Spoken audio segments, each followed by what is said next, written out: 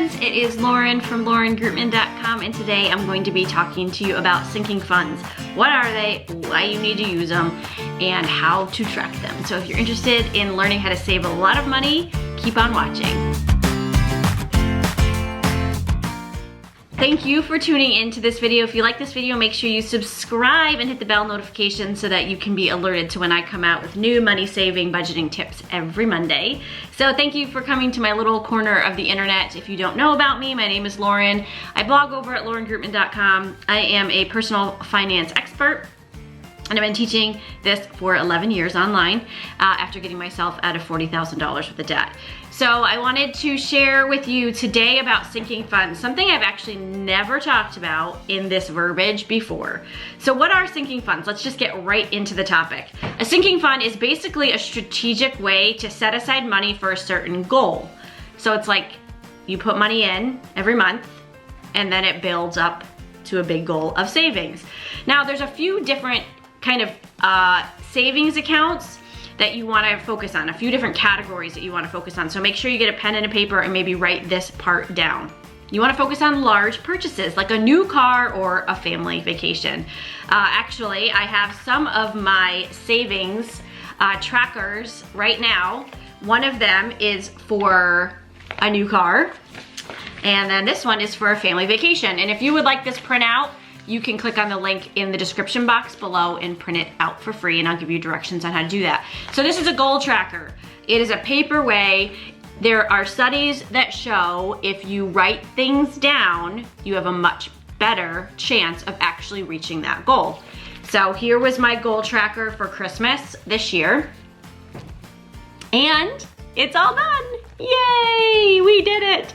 So this is the goal tracker for Christmas. I had $1,000 and I set aside money every single month to get up to that $1,000 for Christmas. So that is one way to do it. So you wanna look at big expenses. You wanna look at a house, a car, a family vacation. That's gonna take you a long time to save for. The other category is overlooked expenses. These are things like yearly expenses or monthly expenses, or maybe for me, for example, I have to pay my water bill every 3 months, and so that's a big expense.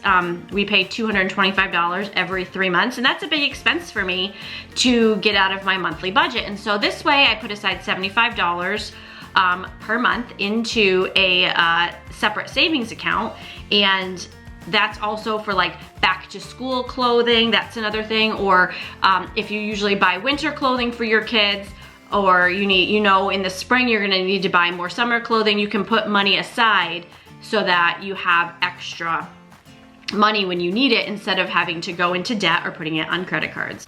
And the third category you wanna look at is unexpected expenses. These are things like car repairs, or the roof leaking, or somebody breaks a leg and has to go to a specialist and it's not covered in your health insurance, those kind of things. And so you can set aside a certain amount of money on these unexpected expenses to help you stay out of debt.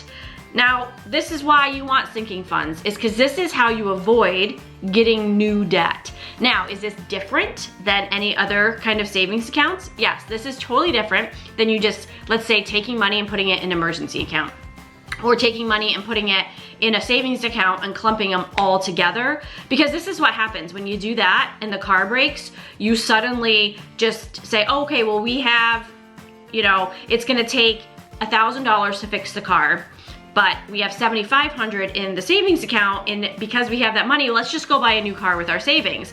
Now, if you had a sinking fund account for a car, and let's say there was $3,000 in that account, you could say to yourself, okay, we already have $3,000 saved. Why don't we fix the car and continue our savings for $7,500, and when we reach that, we'll get a new car.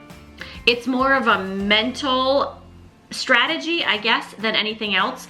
And if you sit down and look at your budget and figure out exactly what are the things that typically put you over budget, those are great things to start sinking funds for. So let's take a look at my sinking funds and what I am planning for 2020.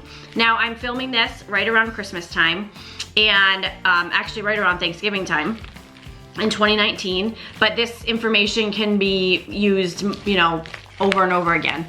So this is what I recommend. You can get a savings account and you can do a savings tracker. That way you know exactly how much you have. Or you can use an account. I prefer SmartyPig. I have a link below, my referral link that I can use. And what you can do within SmartyPig is actually set up these goals digitally and deposit money into your accounts, and those act as sinking funds. So I would highly recommend setting that up, and I have an article about SmartyPig right in the description box below, so go and check that out because it gives you all the details. My goals for 2020. Let's take a look at them. Okay, so here are my sinking funds. Now this is the one that I told you I just did.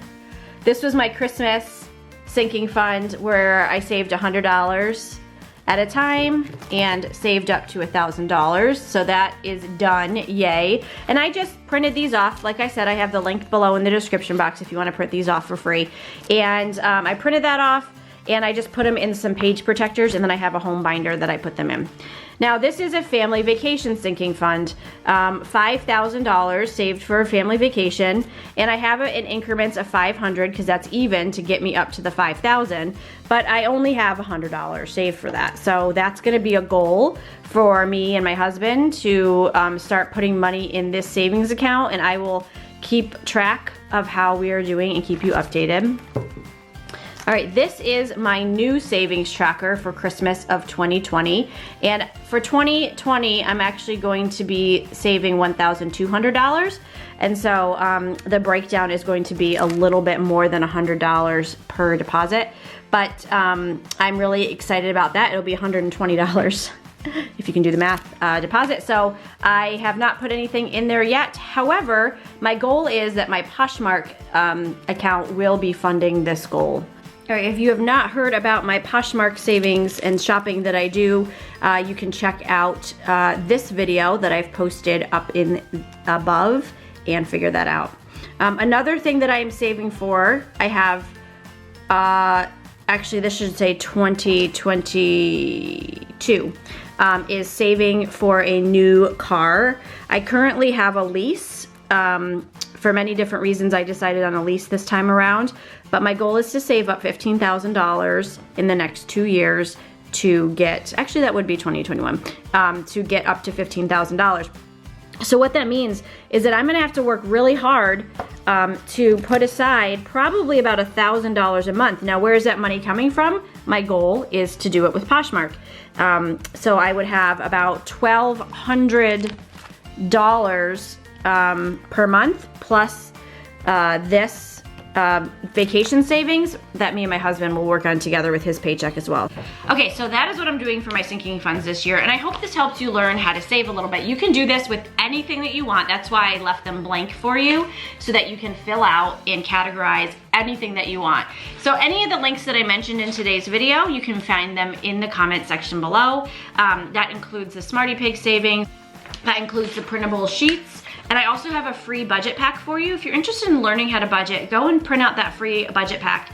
And it helps you walk you through how to start your first budget. Maybe you've budgeted in the past and just need to get organized a little bit. Go and download that free budget pack. I also have an online course if you're interested in joining a community of other people that are learning how to budget. I have a course called The Financial Renovation, and in that course you get a free personal finance planner. So you can check all of those links out in the section below. But I hope that you enjoyed learning about how sinking funds can really help you and keep you on budget so you don't have to continue going into debt. So enjoy the rest of your day, and I will talk to you all later. Bye.